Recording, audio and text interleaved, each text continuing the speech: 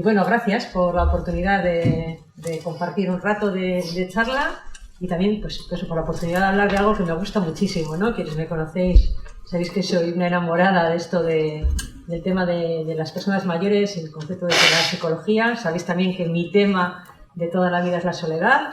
Entonces, bueno, pues agradezco, ¿no? Tener esta posibilidad de charlar un rato y de compartir impresiones. Bueno, lo que yo sé sobre esto, pues lo sé mucho gracias al trabajo en Cáritas, bueno, pues trabajando con personas voluntarias que están cerca de las personas mayores, pues eso ha sido una parte importante de mi aprendizaje. Y otra parte, bueno, pues eso, la carrera, y que tuve la posibilidad y la suerte de hacer mi tesis doctoral sobre el tema del sentimiento de soledad en las personas mayores, y eso también me permitió pues entrevistar a más de 400 en la zona del Duranguesado hace unos años. Entonces también, bueno, eso para mí fue también como una palanca, ¿no? de comprensión de todo lo que dicen los libros.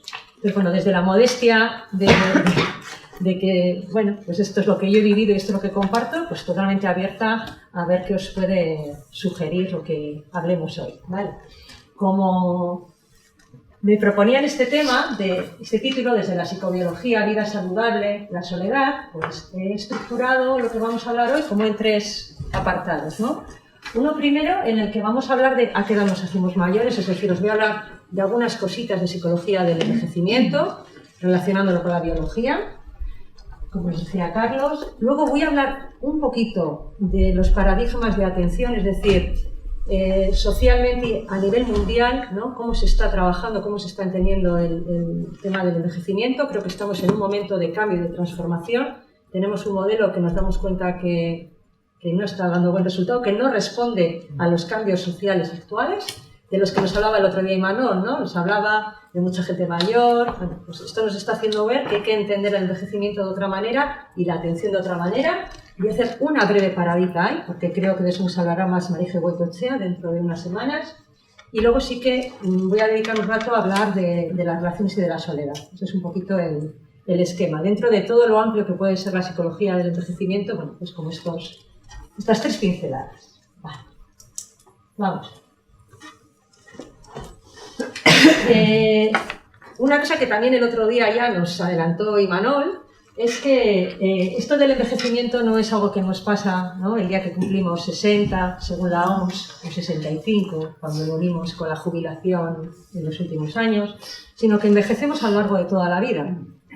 Es decir, desde que somos jóvenes ya estamos envejeciendo y es un proceso que está presente todo el tiempo, hasta el último momento de nuestra vida, ¿no? Entonces, esta idea de que el envejecimiento no es tanto una etapa, sino que es una constante en nuestra vida, es importante, sobre todo también para entender bueno, pues cómo estamos trabajando hoy en día y qué propuestas se dan. Esto de que el envejecimiento sea un proceso a lo largo de toda la vida, quiere decir que es algo gradual, es algo que se va dando de forma lenta y progresiva. Hay un psicólogo jesuita de la Universidad de Deusto, Enrique Pallares, que algunos le habréis oído hablar en charlas, que me gusta mucho porque dice, chica, es que vivir es envejecer, ¿no? Porque si para no envejecer hay que morirse, ¿no? Entonces, bueno, a mí me gusta mucho cómo lo dice él, ¿no? Esto de vivir es envejecer. Es un proceso dinámico, esto quiere decir que depende de muchísimas cosas y que no es igual entre las personas, por mucho que esté la biología detrás, como vamos a ver, ¿no? Entonces, es un proceso gradual, es un proceso dinámico. Es un proceso natural e inevitable. No sé si estáis al tanto de una polémica que ha habido hace unos meses, porque resulta que la OMS se ha querido hablar del envejecimiento como una enfermedad. Y eso no es así, que hayan hecho mucha polémica. ¿Por qué no es una enfermedad? Porque es parte del proceso de la vida. ¿Ser adolescente es una enfermedad? No, ¿verdad? Nos puede generar situaciones problemáticas, ¿verdad? Pero en sí, ¿no? No es una enfermedad. Pues el envejecer es natural, es inevitable, es parte del proceso evolutivo y parte del proceso de la vida. No es una enfermedad ni un accidente. Y eso, pues todos nacemos, crecemos, envejecemos y morimos. Envejecemos y tenemos suerte, claro.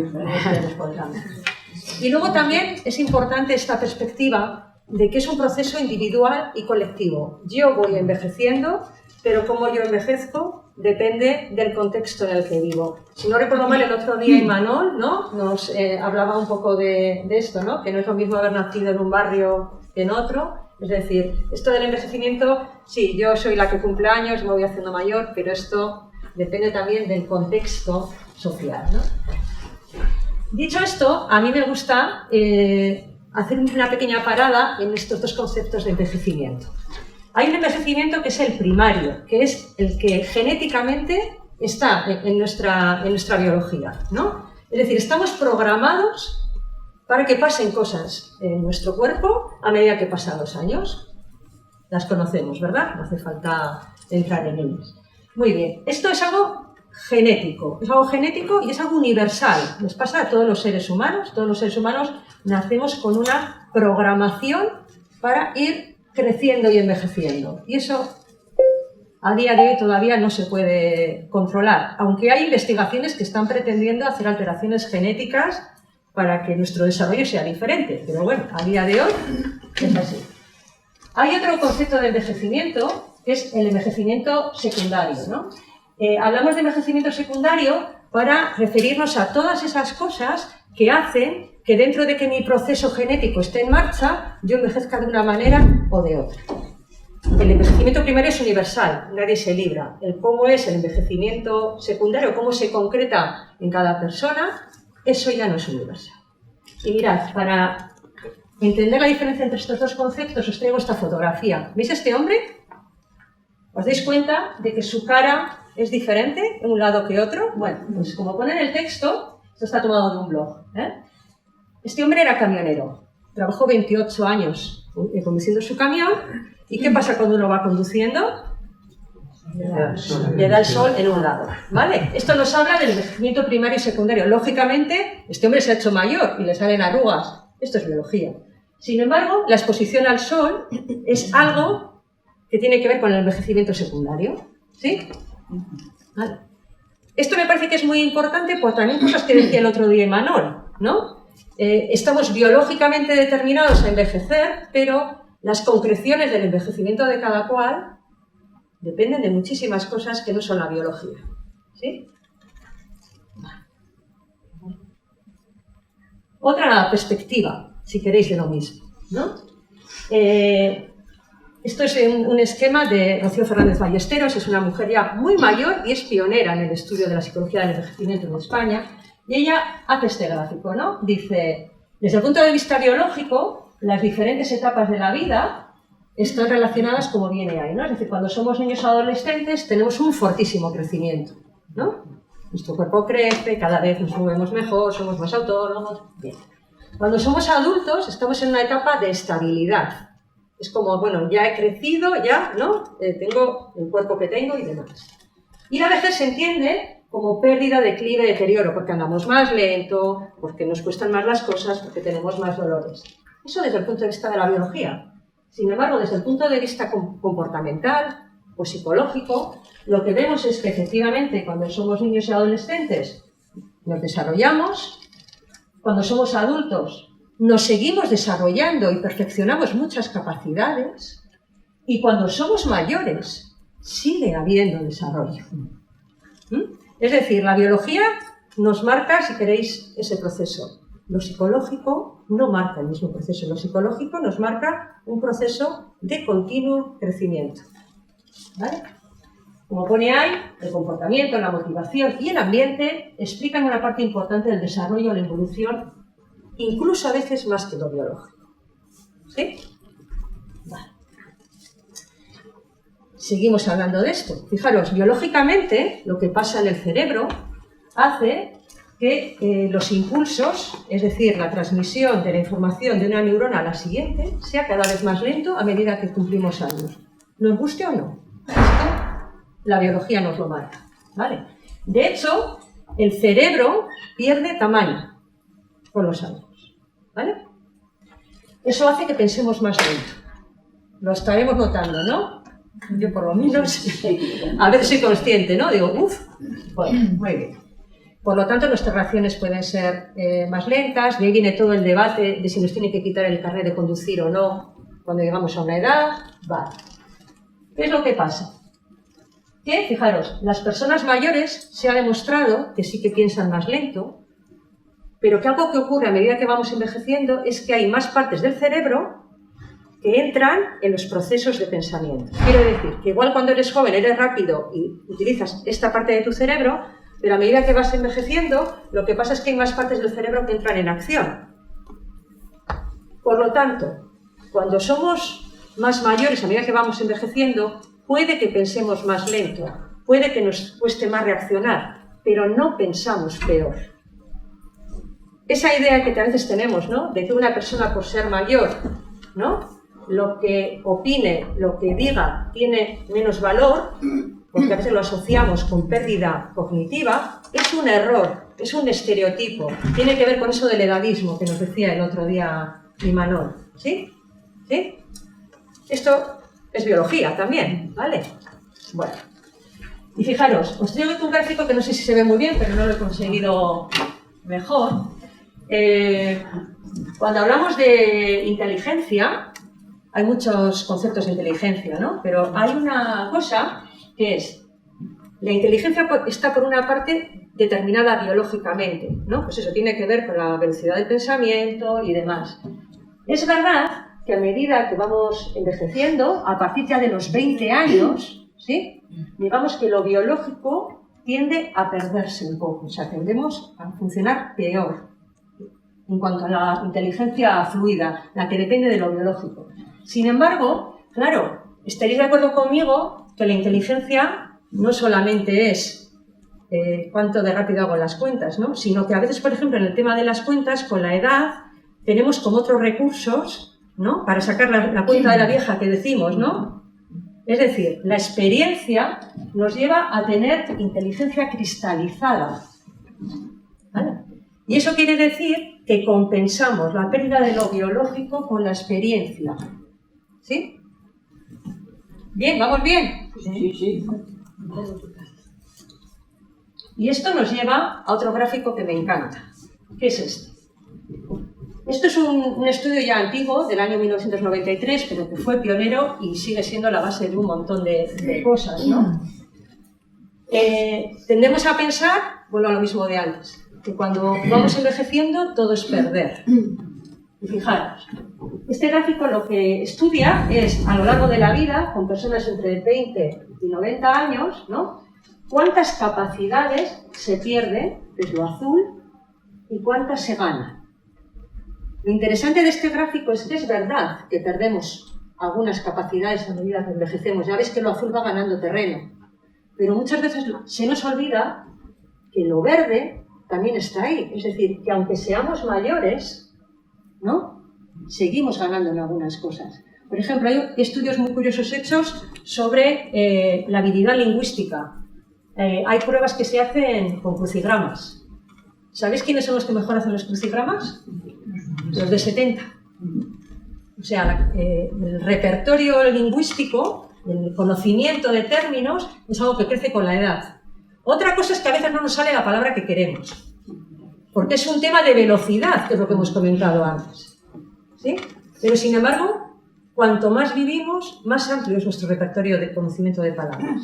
¿Vale? Entonces, bueno, por ahí va. Y luego hay otro concepto que se está estudiando bastante ahora, que es el tema de la sabiduría. ¿Qué es la sabiduría? La sabiduría no es tener, ¿no?, muchos datos en la cabeza, no es tener mucha rapidez, sino que es tener una visión de la vida serena, ¿no?, capaz de determinar qué es lo importante. Eso es la sabiduría, ¿no? Aunque no es algo que solo se ve en gente mayor, tiende a darse más en personas mayores, no en todas, ¿vale? Pero es algo que tiende a derivarse de la experiencia. Bueno, y no sé si sabéis que estos días en Bilbao, porque es en Bilbao, he querido ser tan correcta, ha habido una cumbre internacional sobre las nuevas formas de envejecimiento. Esta foto está sacada el martes, allí, y la saqué pensando en la charla de hoy porque me gustó, ¿no? Los que hablaban decían, si estamos descubriendo todo esto, o sea, si ya tenemos claro que envejecer no es solo caer, ¿no?, tenemos que organizar la vida de otra manera, ¿no? No tiene sentido que nos organicemos como hemos hecho hasta ahora, que parece que los primeros años son los de aprender.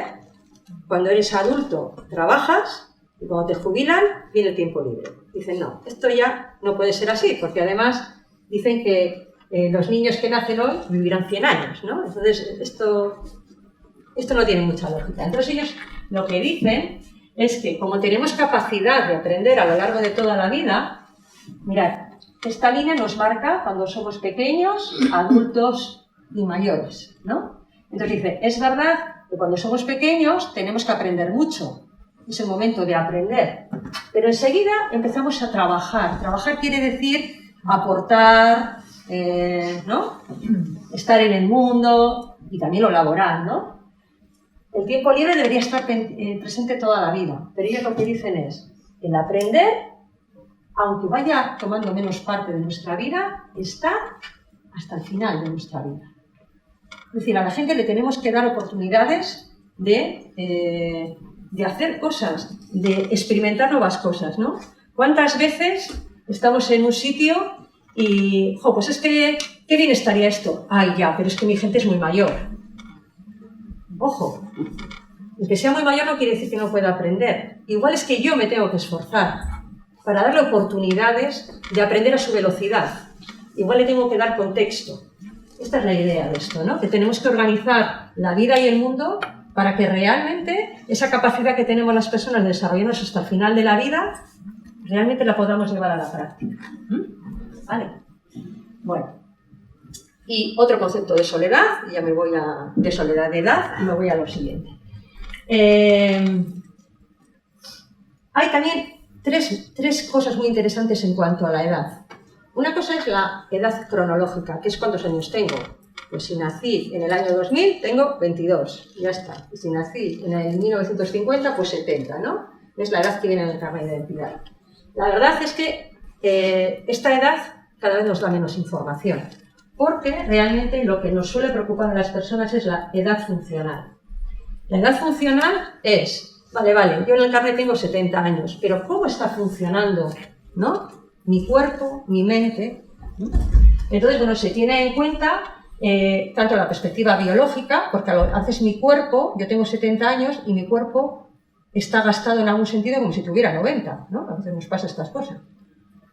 También se tiene en cuenta la perspectiva psicológica y la social, de tal manera que habría que evaluar pues, cómo está el corazón, las arterias, los músculos, ¿vale? Cómo funciona nuestro cuerpo. Pero también hay que pensar en cómo razona esa persona, cómo sentimos, cómo nos emocionamos y cómo nos relacionamos y qué aportamos.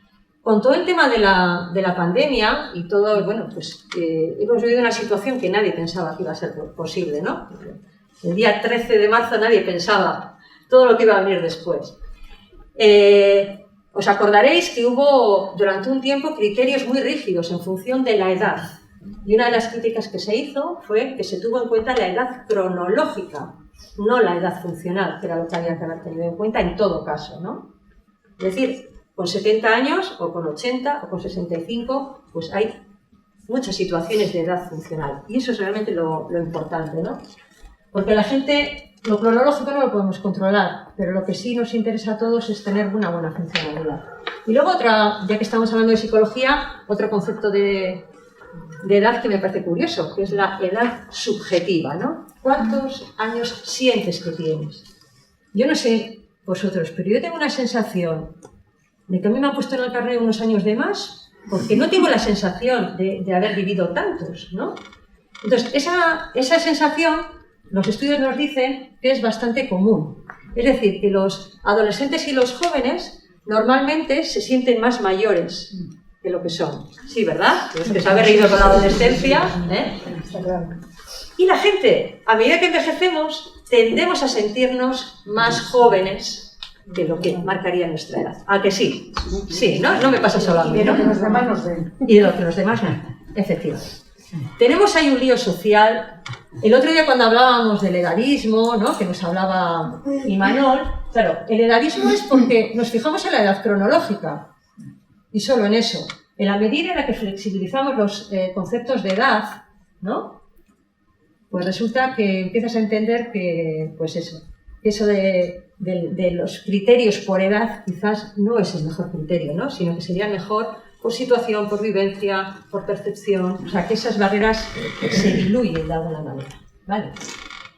También una como curiosidad, esto de percibirse más joven, que sepáis que parece ser que es bueno, porque eso nos anima a seguir haciendo cosas, a seguir con nuestro proyecto de vida y, bueno, de hecho, parece ser que, bueno, hay varios estudios que demuestran que tendemos a tener mejor salud mental cuando nos sentimos más jóvenes de lo que correspondería a la edad cronológica y que además esto se relaciona con que vivamos más tiempo. O sea, que es bueno incluso para que la biología siga funcionando, ¿vale? Bueno, con esto lo único que pretendo es responder a esa parte de la biología, ¿no? Y romper un poco a veces, ¿no? Esa idea que tenemos de que como el envejecimiento es imparable, pues la cuesta abajo es imparable. Bueno, es relativa. Es verdad que hay cuesta abajo, no vamos a negarlo, o sea, ¿no? Pero, bueno, es relativo. ¿De acuerdo? Bien hasta aquí. Podemos comentar algo ahora si queréis, antes de... ¿Estáis de acuerdo? Eso de la edad subjetiva no es general, no hay, la mayoría no le pasa a le pasa a mucha gente. Le pasa a mucha gente en nuestro... Me pasaba a todos. Nos miramos en el espejo y pues, yo me veo 10 años menos de los que tú me ves. Sí. Entonces hay una diferencia. Sí, de hecho... Eso nos pasaba a mayores. Sí. El otro día me acuerdo de una cosa que comentaba Teresa, ¿no? Que hablaba de su madre, que hacía referencia, ¿no? Cuando sea mayor, ¿no? Eso es lo que decía tu madre, ¿no? Y qué vejez me espera. ¿Qué vejez me espera, no? Es una persona de... 90. Cerca de los 90 años. Pues eso es. Sí, y por eso lo he puesto, porque los estudios nos indican que es bastante común. A mí me produjo un shock terrible cuando el curso pasado en el metro una chica joven se levantó del asiento y me dijo, ¿quieres sentarte? Yo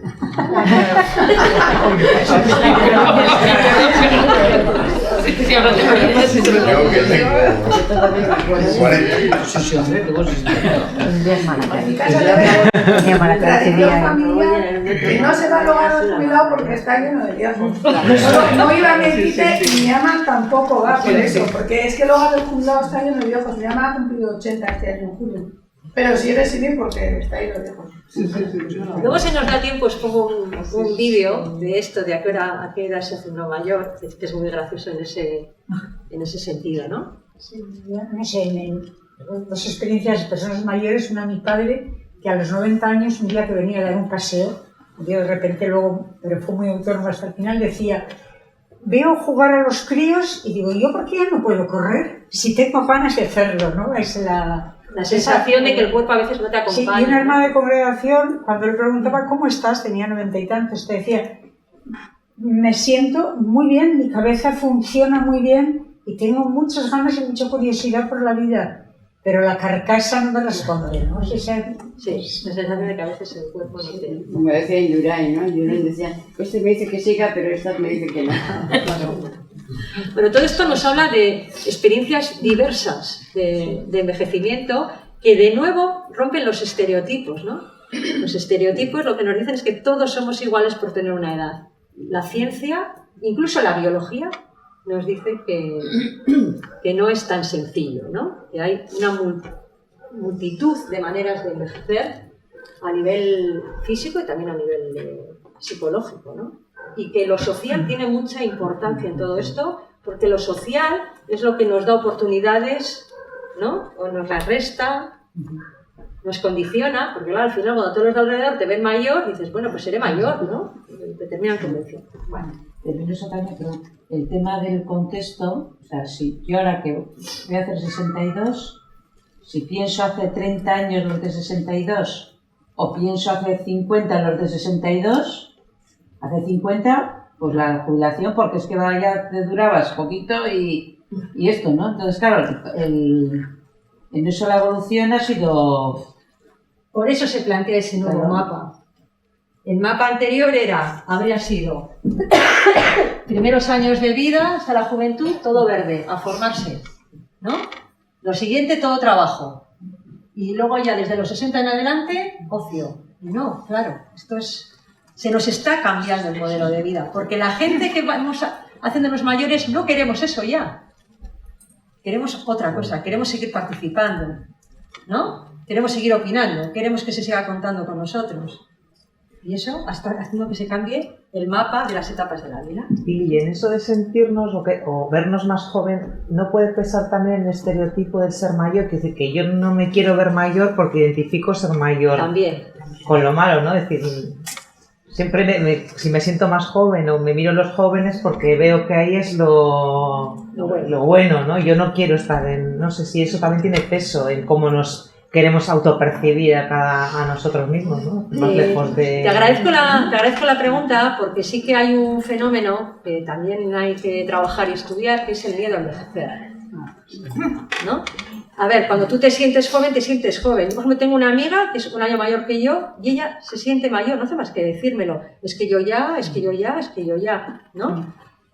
Eso es una variable que está ahí y es algo, claro, si valoráramos el envejecimiento como algo positivo, fijaros, incluso en nuestro propio lenguaje, en el ámbito social, ya lo estamos empezando a cambiar, pero hasta hace 2 días hemos estado hablando del problema del envejecimiento. El envejecimiento no es un problema, el envejecimiento es una suerte, Otra cosa es que esa nueva realidad nos ponga patas arriba a la sociedad, ¿no? Y los sistemas, y que haya que pensar de otra manera. Pero no es malo que la gente viva mucho, ni que haya mucha gente mayor.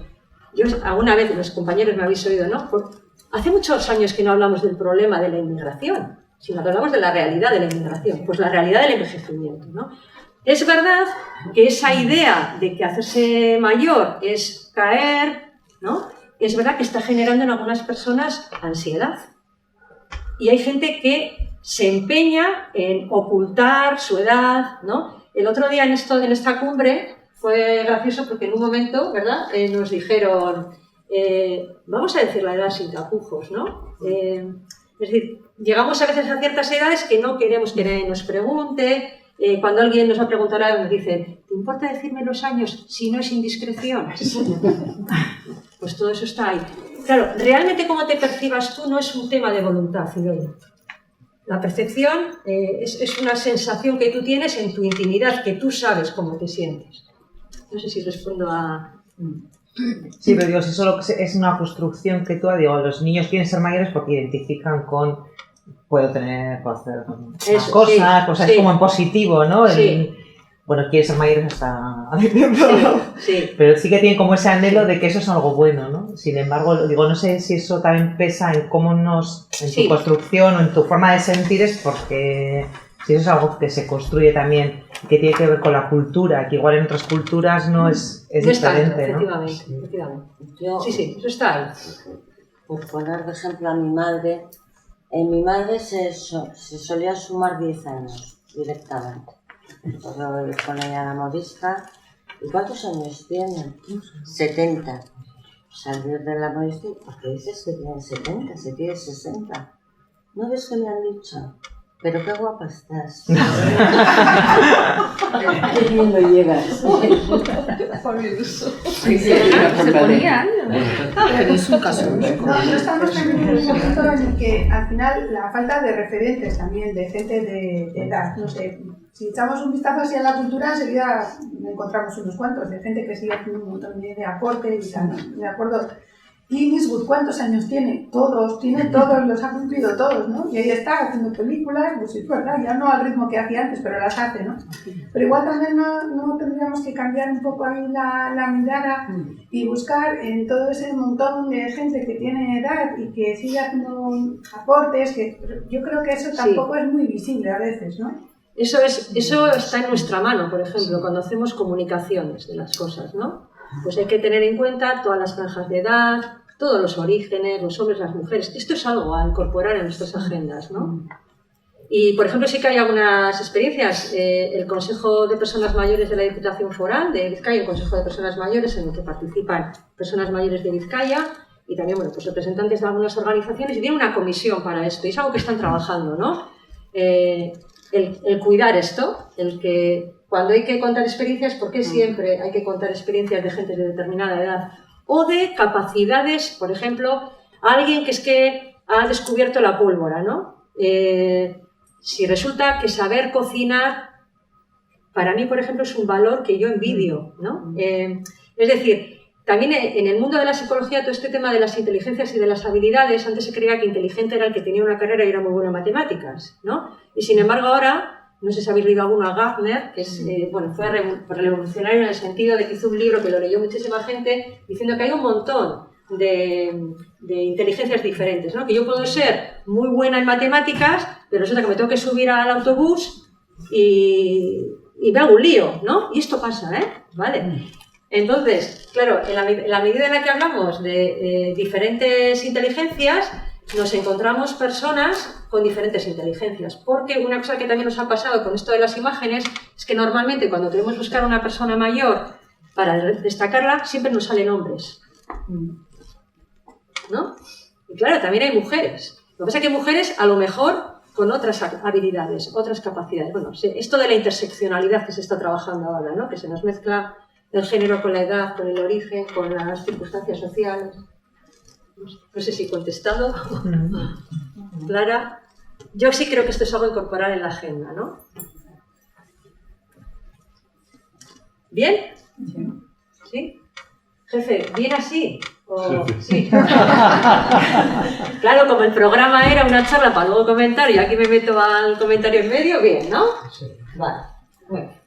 Vale. Estas cosas que estamos hablando, de cosas que se están descubriendo, ¿no? Nos está tambaleando un poco nuestros paradigmas sobre qué es envejecer y sobre cómo hay que atender a las personas cuando envejecemos. Ya os digo, 2 pinceladas, Bueno, en los últimos años todo el mundo habéis oído hablar del paradigma del envejecimiento activo, ¿verdad? Esto es una propuesta de la OMS a nivel mundial. Entonces, siendo conscientes de que el ejercicio, la actividad, ¿no? Es bueno y hace que saquemos lo máximo de nuestra biología y que de alguna manera podamos controlar, o bueno, controlar no, pero compensar las pérdidas. Bueno, pues estamos en este paradigma que dice, señores, no dejen de hacer cosas, no dejen de participar socialmente, ¿no? No dejen de hacer ejercicio, no dejen de cuidar la alimentación. Es un paradigma bueno y que además yo creo que ha tenido como aspecto súper positivo que todo el mundo tiene esto ya en la cabeza, ¿no? Entonces, es verdad que nos cuidamos más, que tenemos en cuenta, ¿no? Pues todo eso que está en nuestra mano. Pero, lo comentaban también en la cumbre, también nos está trayendo algunas consecuencias igual no tan buenas, ¿no? Una de ellas es que parece que envejecer dependiera, o sea, cómo envejecemos dependiera solo de lo que hacemos, ¿no? Y eso no es así. Uno a veces tiene problemas de salud, quiero decir que no está todo en nuestra mano, nos está haciendo tener una falsa expectativa de control. Y no nos olvidemos que la biología sigue ahí, ¿vale? Esta es una de las cosas. Es decir, que yo puedo correr mucho, pero puedo tener un infarto, o puedo tener un cáncer, o, ¿vale? Aunque la probabilidad sea diferente. Claro, en relación con esto, nos trae a veces culpa. Es decir, al que le pasa algo, tiene la culpa, porque es que no se ha cuidado, porque es que no ha hecho lo que dice el envejecimiento saludable. Es decir, empezamos a tener a personas un poco con sensación de culpa, ¿no? Porque parece que si no has envejecido bien es porque tú no has hecho lo que dice este paradigma. Trae otra cosa, que es que estamos empeñados en hacer cosas, ¿no? En que la gente haga actividad. Y a veces nos olvidamos de los propios proyectos de vida de la persona, ¿no? Esto nos está pasando mucho en el ámbito residencial, ¿no? Nos está pasando que hay que hacer actividades. Y entonces, pues yo llego allí y digo qué tiene que hacer toda la sala. A ver, hoy os propongo que vamos a pintar. Como pintar es algo que hacen los niños, ¿dónde encuentro los dibujos para pintar? En Internet. Y cuando ponemos dibujos para pintar en Internet, ¿qué nos proponen? Mickey Mouse. ¿No? Es una pasada, ¿no? Voy a hacer pelea para encontrar dibujos que no sean infantiles. Claro. Entonces, lo que nos está pasando es que estamos a veces tan pensando en estar ocupados, en estar activos, que a veces no reflexionamos sobre la significatividad de esas cosas para la vida de la persona. Yo pongo siempre un ejemplo, ¿no? Yo a veces he propuesto a gente mayor que haga un collar con macarrones, un collar, y yo no me lo pongo ni para disfrazarme, ¿no? ¿Por qué hacemos eso? Pues porque estamos ciegos por la actividad y porque sea una actividad fácil. Sin embargo, estamos viendo que lo que la gente nos apetece hacer es aquello que nos gusta, aquello que es significativo para nosotros. Me acuerdo una vez, que se recordará que estuvimos viendo una residencia en Guipúzcoa y entramos en un sitio donde estaba la gente mayor, había gente con demencia, con menos, tal, estaban pelando pimientos, ¿te acuerdas? ¿No? Claro, ¿qué es significativo para una mujer de 80 años? Pues a lo mejor seguir cocinando. Y lo que hay que hacer, o lo que podemos hacer es no ponerle a pintar, que es algo que no ha hecho en su vida y que no quiere hacer, ¿no? Igual le podemos dar la oportunidad de que en la medida de lo posible siga haciendo eso que para ella es importante y tiene sentido en su vida, ¿no?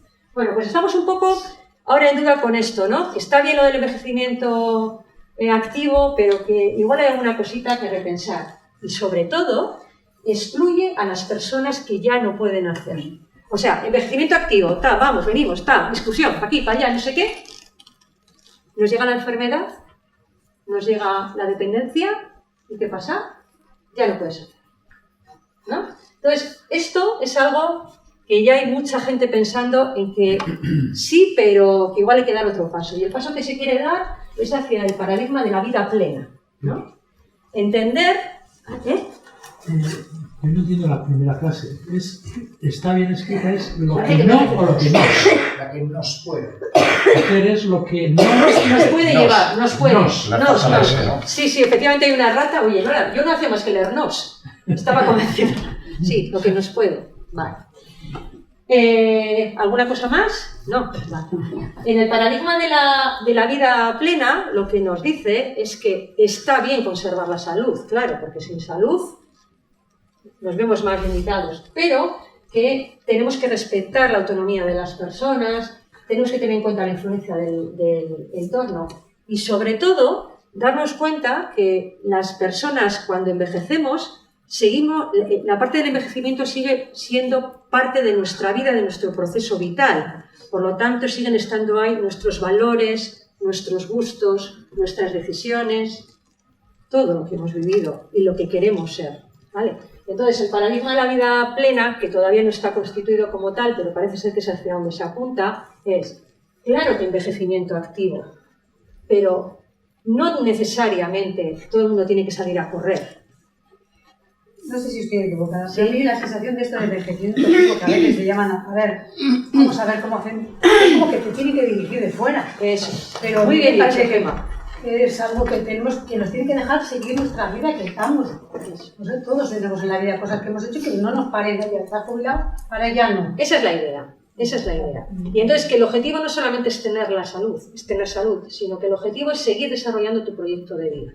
Es que además esa parte de arriba me suena y me hace como chirriar, porque nos lleva a las vacaciones todo el día. Y hombre, que no, somos una población que no podemos ser todo el día. El día que ya no podemos ir a las vacaciones, pues eso, te quedas fuera. No es nadie, te excluye, ya no es activo. ¿Qué pasa? Claro. Bueno, del envejecimiento activo también se le está poniendo otro nombre, que es envejecimiento saludable. Es un poco también intentando rescatar esa idea, ¿no? Bueno, yo creo que de esto supongo que hablará Marije más y mejor. Pero bueno, un poco porque tengamos a la idea de que todo esto que estamos descubriendo tiene consecuencias. Aunque nos parezca que las cosas no están cambiando, quienes lleváis años en esto, miréis un poco para atrás y estaréis viendo que hay diferencias, ¿no? En cómo se atiende a la gente y nosotros mismos lo estáis diciendo, ¿no? Yo, no sé, con mi edad mi abuela era mi abuela, ¿no? Y yo veo las fotos y digo, jo, pues otro mundo, ¿no? Vale. Claro, ese es el paradigma del envejecimiento, el envejecimiento saludable, el envejecimiento hacia la vida plena, y esto también se relaciona con los paradigmas de atención. ¿Qué creemos que necesitan las personas mayores? ¿Cómo hacemos políticas para las personas mayores? ¿Cómo planteamos proyectos para las personas mayores, ¿no? Claro, cuando pensamos que solo es envejecimiento saludable y que lo que hace falta es tener salud, ¿a qué tendemos? Tendemos a completar a la persona en aquello en lo que tiene déficits, ¿no? Es decir, que ya no puedes hacer la cama, ya te va alguien a hacer la cama. Que no puedes cocinar, ya te llevamos la comida a casa. Que no puedes andar, ya te pongo un andador. bueno, estoy haciendo un poco caricatura si queréis, ¿no? Pero ponemos el ojo en la necesidad, en lo que la persona está perdiendo, ¿sí? Entonces, realmente, cuando hacemos eso sin darnos cuenta, lo que estamos intentando es responder a las necesidades para vivir. Claro, porque si no comes, ¿no? Si no te levantas de la cama, si no te aseas, te mueres. Claro, el pensar en el paradigma de la vida plena está revolucionando los modelos de atención a las personas mayores. Y ahora ya todo el mundo habla de la atención centrada en la persona. ¿Qué es la atención centrada en la persona? Bueno, pues es cambiar la mirada y en vez de poner en el centro de la intervención la necesidad, ponemos en el centro de la atención a la persona y a su proyecto de vida. Entonces, el tema no es tanto que yo te compenso la necesidad, sino que te apoyo para que tú puedas seguir haciendo tu vida. A veces hacemos lo mismo, dar el brazo, pero la actitud es otra. No es, ay pobrecita, ya te hago yo esto, ¿no? Sino, te ofrezco esto porque tú me estás diciendo que quieres llegar allí. Es lo mismo, pero no es lo mismo, ¿no? ¿Me explico? ¿Sí? Vale. No sé cómo voy de tiempo. Bueno, había puesto ahí, hay una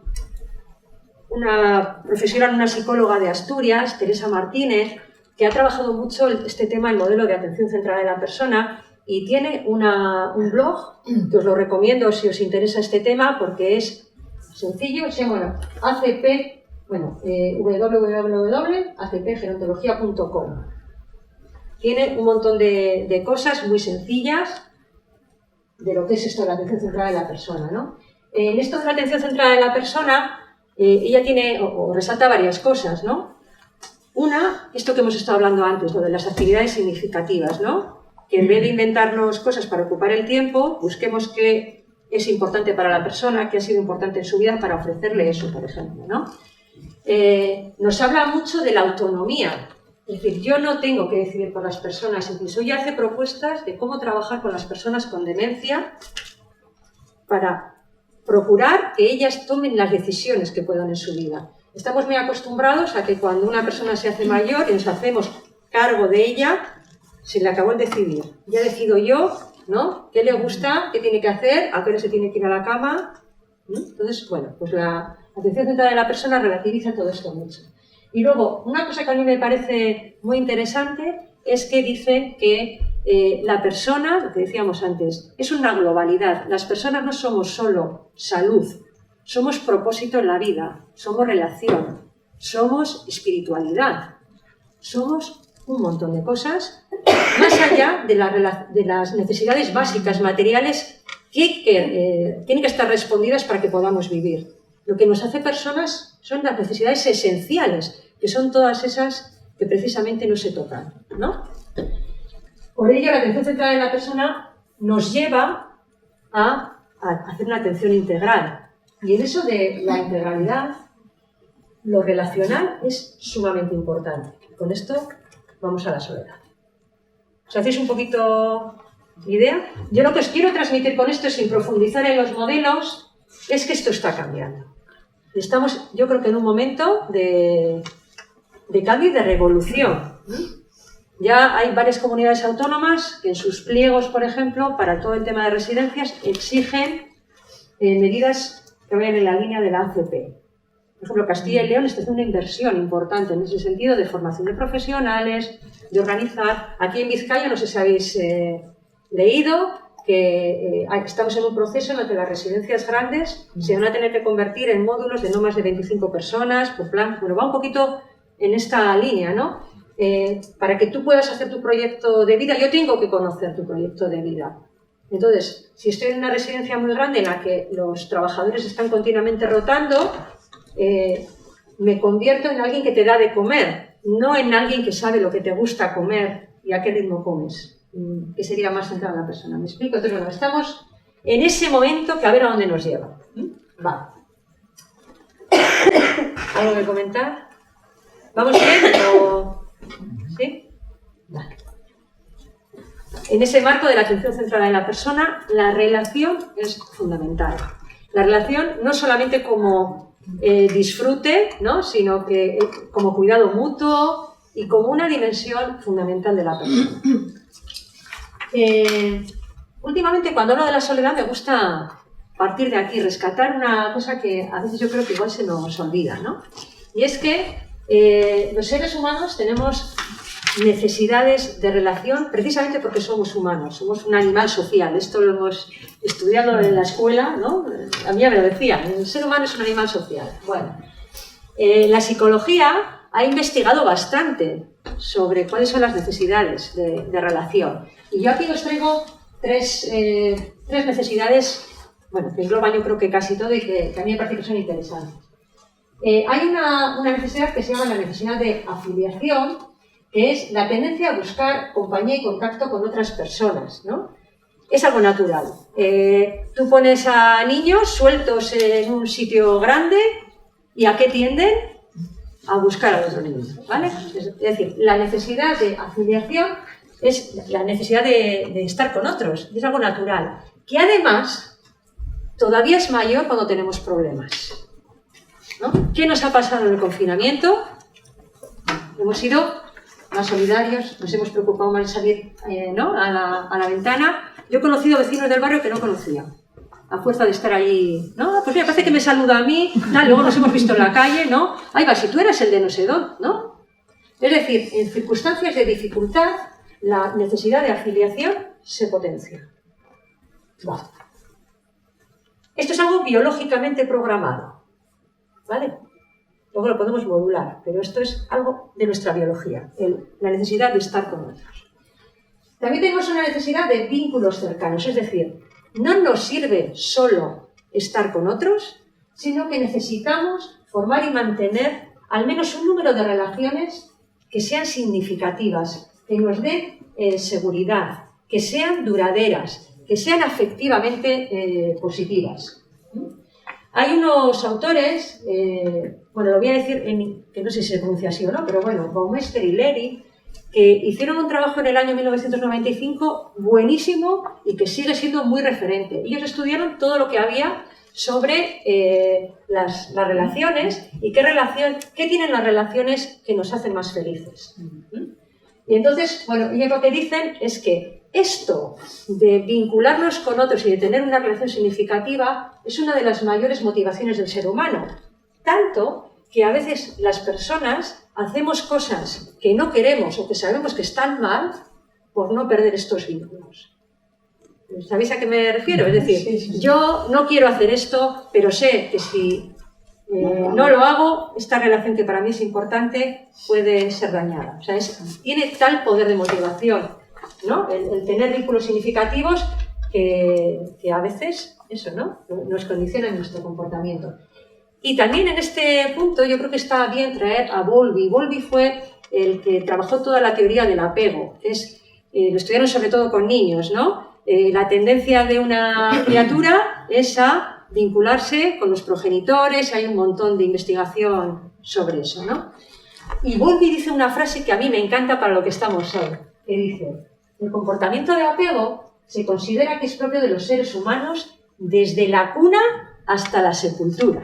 Es decir, esto de necesitar vínculos cercanos y que nos den seguridad no es una cosa que solo necesitan los niños, sino que también la necesitamos los adultos y se sigue manteniendo ahí aunque nos hagamos más mayores. Y otra necesidad relacionada con lo relacional es la necesidad de pertenencia. Bueno, aquí traigo un término que a mí me gusta mucho, que es de Saranson, que es el sentido psicológico de comunidad, ¿no? Dice que es el sentimiento de que uno es parte de una red de relaciones de apoyo mutuo en las que podría confiar y como resultado del cual no experimenta sentimientos permanentes de soledad. Esto en resumen lo que nos dice es, efectivamente necesitamos estar con otros, pero no solo es estar, sino que necesitamos tener vínculos significativos que nos den seguridad, que nos encontremos bien en ellos, que sean efectivamente positivos, y además necesitamos sentirnos parte de un grupo, de una comunidad, de un entorno, que me recuerda, si os acordáis, el final de la charla de Imanol del otro día, ¿no? Que también nos hablaba de comunidad, ¿no? Vale. Bueno, si estas son las necesidades del ser humano, la soledad puede ser el negativo, ¿no? O algo que tiene que ver con estas necesidades.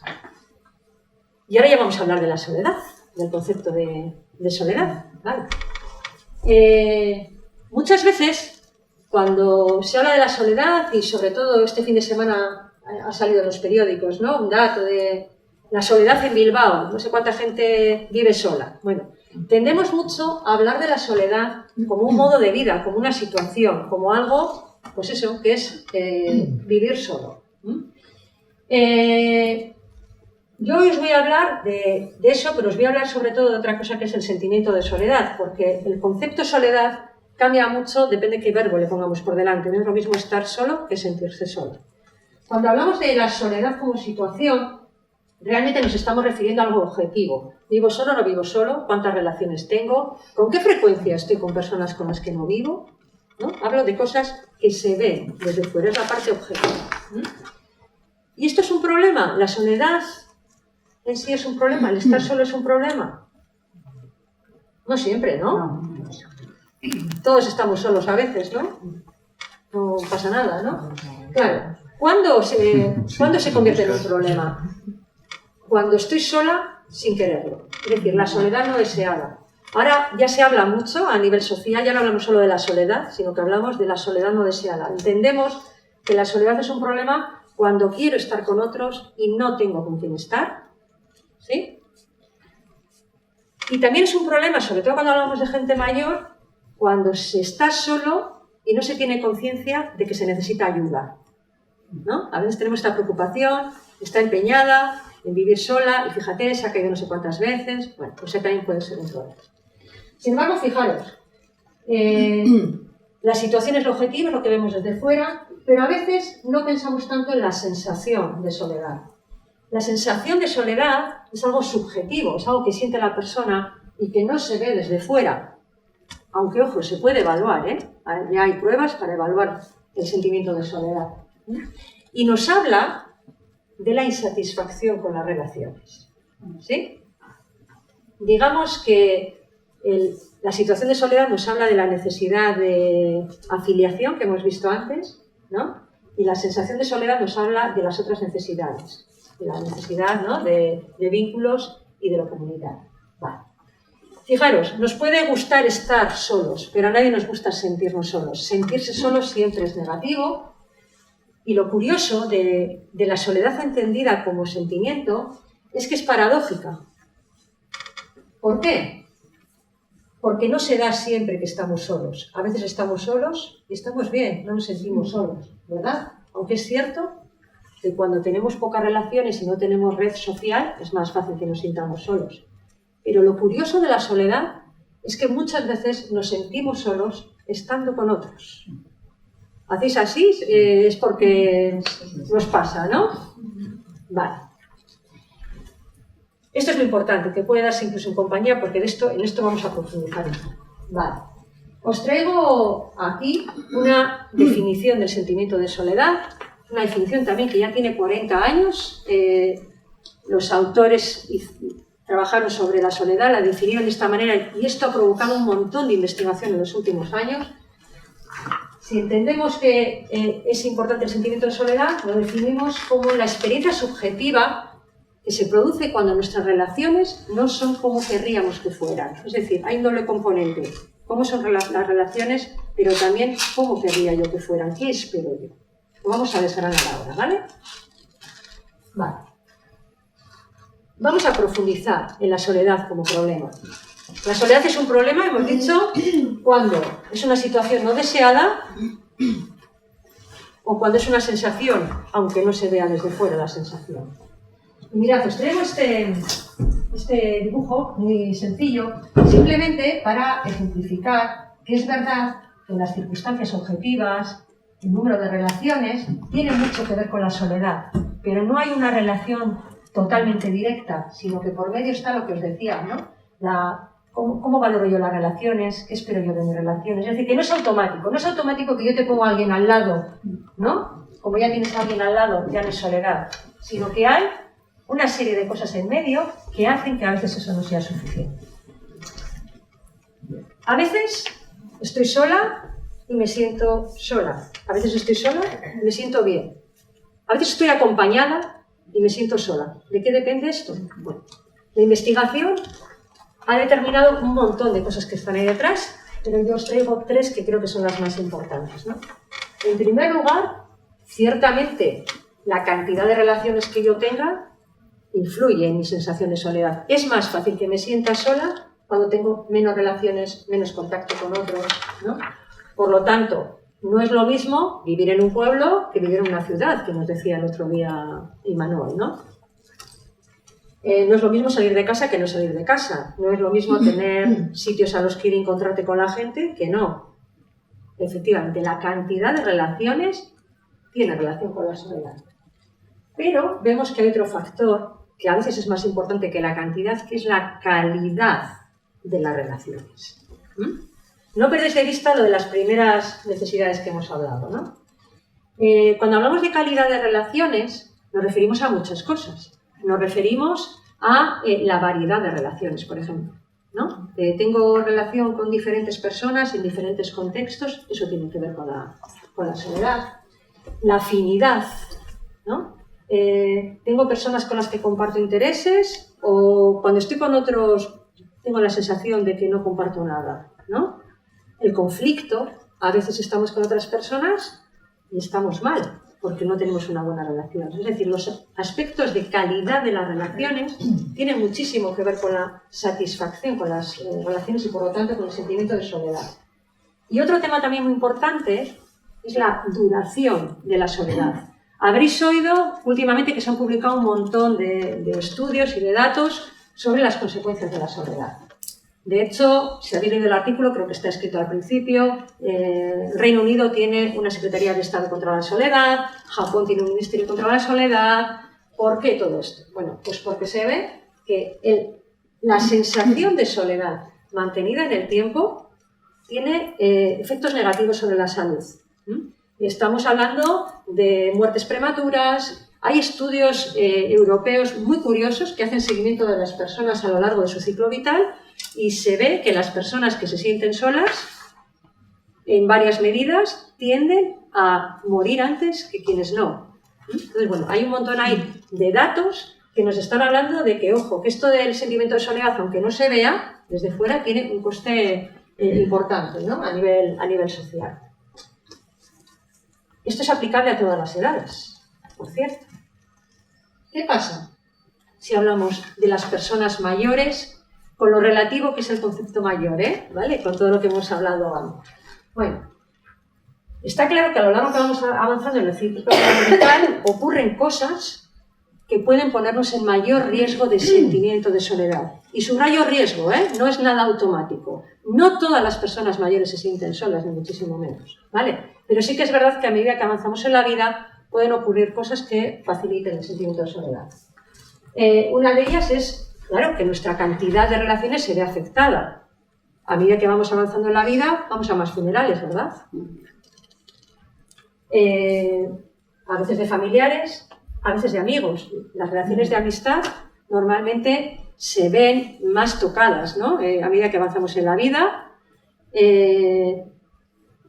Más gente de nuestra misma generación con la que compartíamos experiencias, pues dejan de estar ahí, ¿no?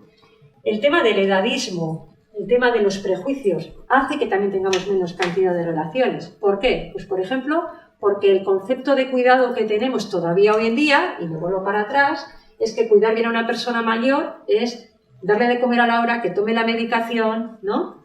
Que tenga un sillón confortable, que no tenga frío, pero a veces se nos olvida que esa persona también sigue teniendo necesidades esenciales. Entonces, a veces no se nos ocurre facilitar que mi persona mayor esté con otras personas, ¿no? Porque no caigo en la cuenta, ¿no?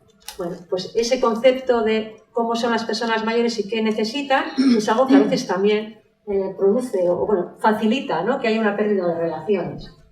Las limitaciones propias para participar, claro, si me empiezan a doler los huesos, las rodillas, no salgo a la calle, bueno, pues todo eso afecta a la cantidad de relaciones de las que dispongo.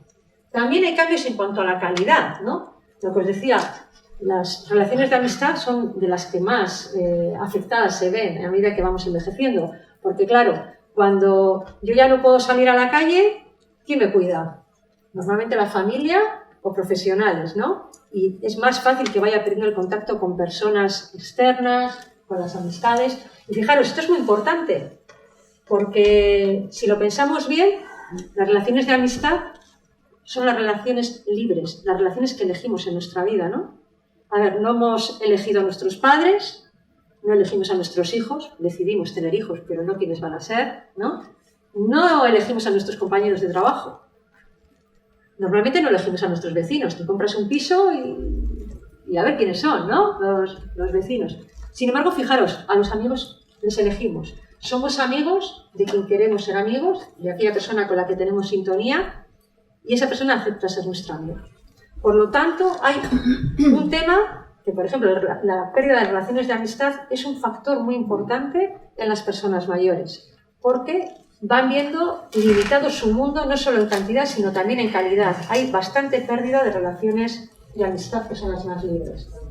También por ello tendemos a tener menos variedad de relaciones. No solo menos cantidad, sino las relaciones tienden a irse circunscribiendo a la familia o personas contratadas, o profesionales, quiero decir, ¿no? Tenemos menos posibilidad de elegir, ¿no? Como dependo más de los demás a veces, ¿no? Menos posibilidad de elegir. A veces también influye lo que creemos que se espera, ¿no? ¿Cómo expreso que me he enamorado? Con el enorme tabú que hay sobre la sexualidad en las personas mayores. Bueno.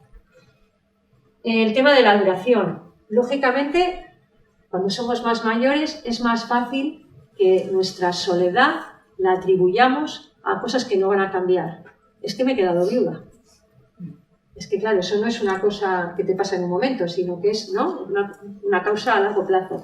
Es que no puedo bajar las escaleras y no las voy a poder bajar. Es decir, a veces también influyen situaciones que nos dificultan el poder hacer cosas para relacionarnos y para luchar contra la soledad. Además de esto, y aquí sí que os quería contar una curiosidad, una cosa que a mí me parece interesante, es que, claro, cuando las personas a cualquier edad nos sentimos solas, hay una tendencia a explicar qué me está pasando y qué puedo hacer. En psicología esto se llama afrontamiento y en general, así hablando muy en general, se dice que hay dos tipos de afrontamiento ante los problemas. Uno es afrontar el problema, que en el caso de la soledad sería ir a buscar las relaciones que quiero, mejorar las relaciones que tengo, o hay otro afrontamiento, que es el centrado en la emoción, es decir, hacer cosas para que no me duela, ¿no? Entonces, frente a la soledad, puedo o hacer cosas con mis relaciones, o puedo distraerme, ver la televisión, ponerme a leer, ponerme a limpiar, cantar, ¿no? Cosas para no pensar en la soledad, ¿sí? Lógicamente, si aconsejáramos a alguien qué hacer porque nos cuenta que se siente solo, casi seguro que le daríamos consejos para relacionarse con otros, ¿verdad? Sí, ¿no? Bueno, yo os cuento en esas entrevistas que hice para la tesis una cosa que me pasó que me pareció curiosa, ¿no? Yo les preguntaba a las personas mayores, eran todas personas mayores de 65 años hasta 90 y tantos, ¿qué podía hacer una persona de su edad cuando se sentía sola? Y todo el mundo me decía, pues podría ir al barrio jubilado, podría ir al grupo de gimnasia de no sé dónde, podría ir a la parroquia a estar en un grupo, podría llamar a esa amiga con la que se ha enfadado para hacer las paces, podría ser menos exigente con sus hijos, sí, ¿no? Después, bueno, una batería de ideas así. Y ya, yo lo último que les preguntaba antes de despedirnos era, bueno, ¿y usted qué es lo que hace cuando se siente solo? Y la gente, ¿sabéis lo que hacemos? Ver la tele. Claro, cantar, ver la tele. Es decir, todo el mundo sabemos que lo que se podría hacer contra la soledad es mejorar las relaciones, pero normalmente no lo hacemos. Y ahora vamos a ver un poquito, bueno, pues algunas cosas en lo que os voy a contar después.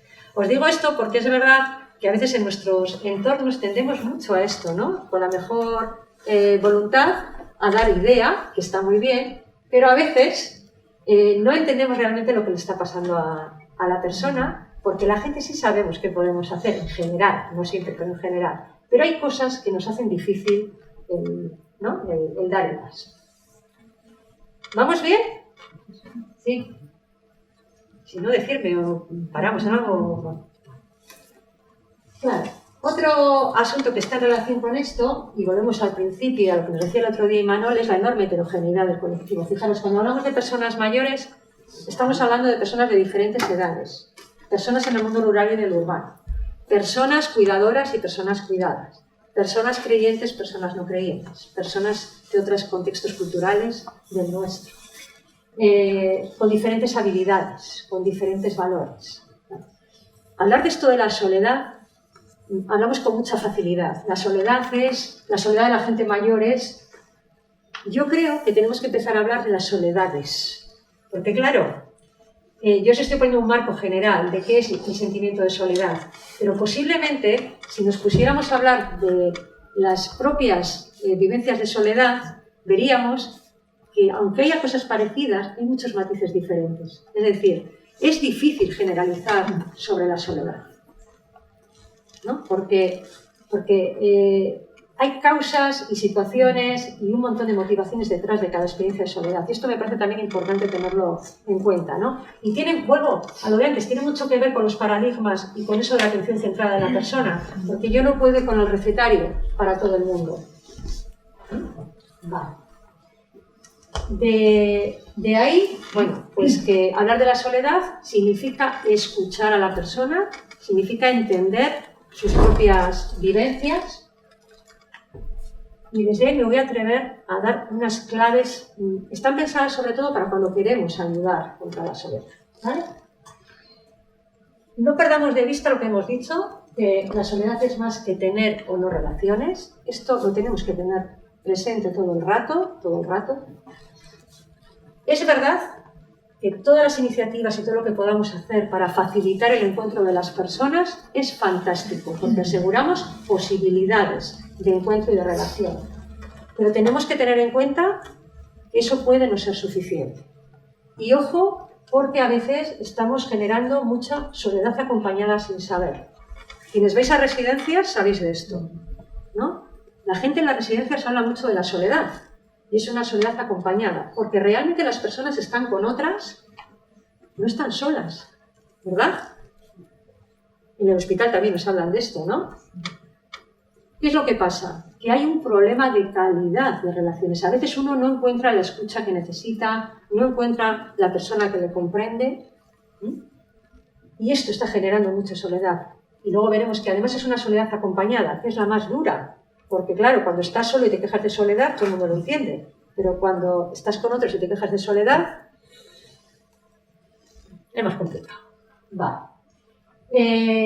Yo sí que creo, ¿no?, que cuando pensemos en la soledad, no pensemos solamente en las personas mayores que viven solas, sino que tengamos una mirada más abierta también a la soledad acompañada.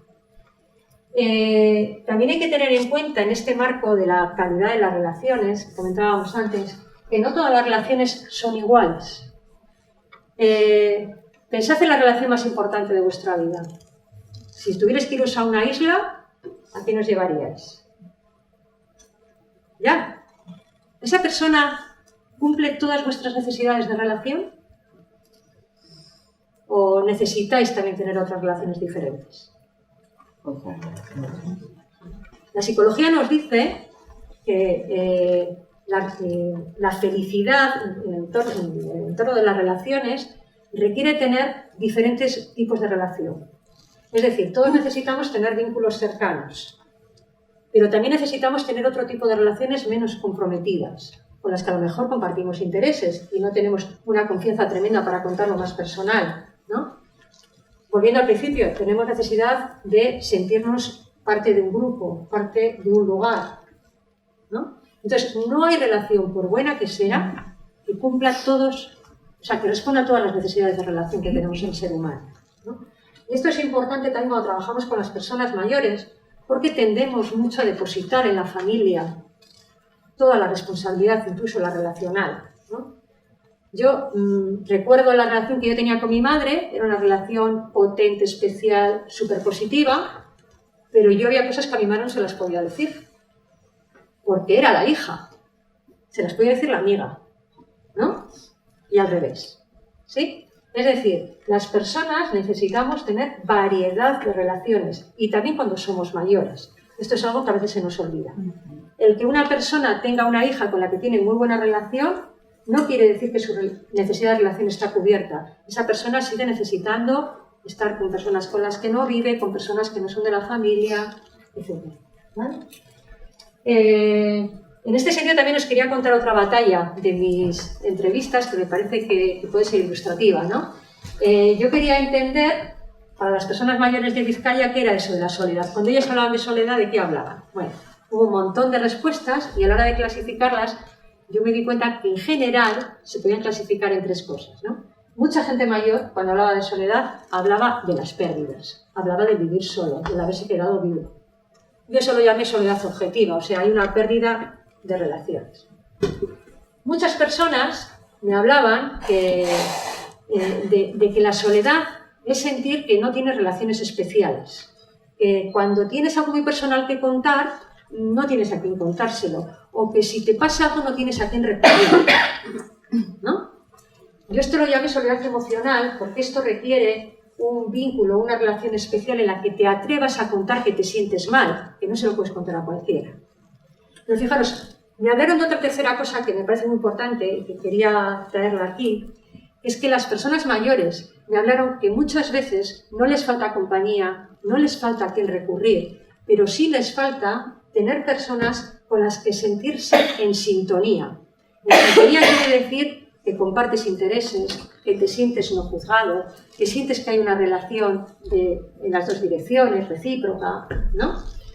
Y yo esto lo llamé soledad sintónica, precisamente por eso de la sintonía, acordándome de las radios antiguas. ¿Os acordáis? Las radios antiguas tenían ¿no? La ruleta. Sí. Había que poner la ruleta en su sitio. Cuando lo ponías en su sitio, qué bien se oye la radio, ¿verdad? ¿Qué pasaba cuando la ruleta no estaba en su sitio? Ruido, sí. Había ruido. Y estaréis conmigo en que a veces el ruido es peor que el silencio, ¿no? Bueno, esto lo decían las personas mayores, es decir, creemos que con la gente mayor a veces es suficiente, ¿no?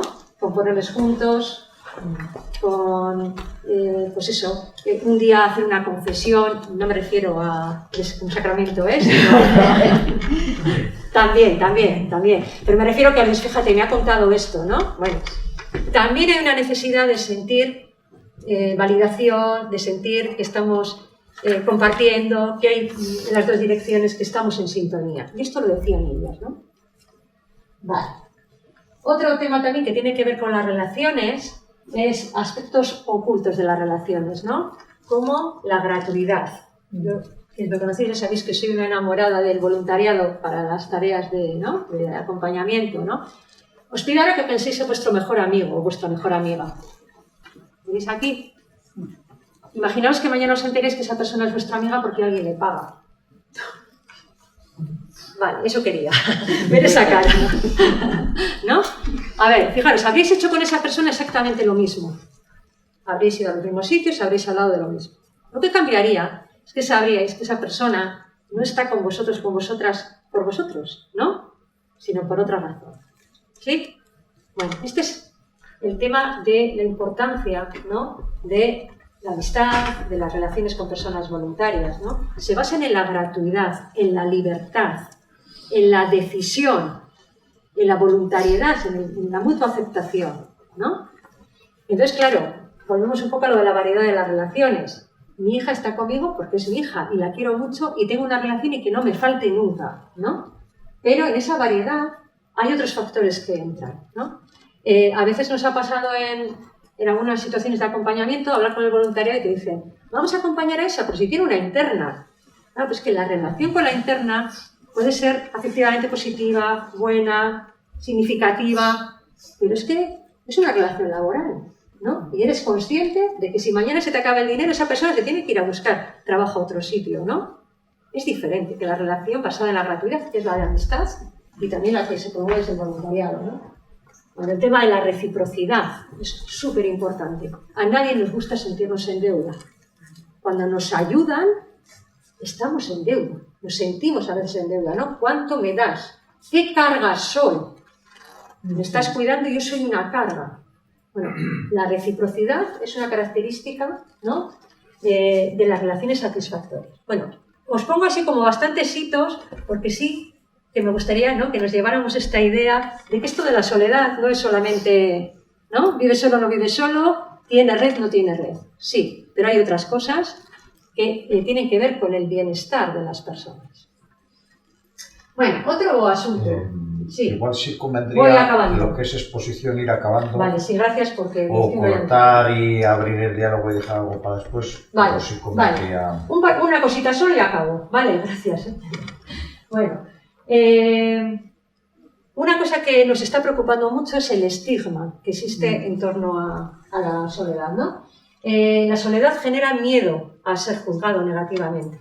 Si pensamos en las personas mayores, cuando una persona mayor habla de soledad, si no tiene a nadie, que es lo que os decía antes, ¿no? No tiene familia, no tiene hijos, ha quedado viuda, oye, a todo el mundo nos parece tan normal. Pero como tenga hijos, ¿no? ¿Dónde están los hijos? Bueno, esto, hay muchísimo estigma en torno a la soledad, es algo que se vive como fracaso, hay mucho miedo al juicio negativo, ¿no?, cuando se habla de la soledad, y esto está haciendo que las personas no expresemos la soledad, ¿eh? Además, bueno, que vivimos en una sociedad, la sociedad del éxito, ¿no? Entonces, bueno, eso sí que lo quería dejar ahí. Y también quería, pues un poquito, ¿no?, contaros que recientemente he leído un estudio que me pareció muy interesante porque analizan por qué las personas mayores deciden participar o no en recursos de soledad o de otras cosas, ¿no? Y claro, la conclusión es que hay cosas que dan más miedo que la soledad, ¿no? Por ejemplo, la gente mayor tiene miedo que cuando le queremos ayudar terminemos metiéndonos en su vida y diciéndole cómo tiene que vivir, ¿no? La gente tiene miedo, si pide ayuda, de que le juzguen negativamente a ella o a su entorno. La gente tiene miedo a no saber. Ah, claro, me dicen que vaya a no sé dónde para hacer actividades. ¿Ya voy a saber yo hacer eso? Hay miedo a eso. Hay miedo a que no me acepten, porque será malo sentirse solo. Pero ir a un sitio o pedir ayuda y que no te la den, o que te rechacen, eso es todavía peor. Y hay miedo a lo desconocido, ¿no? Entonces, bueno, estas cosas están ahí y os las lanzo pues porque creo que a veces cuando... Yo sé que aquí hay muchas personas, ¿no?, preocupadas por este tema de la soledad y esto igual nos da que pensar, ¿no?, cómo acercarnos y demás. Y bueno, aunque tenía alguna cosilla más, es que ricasco.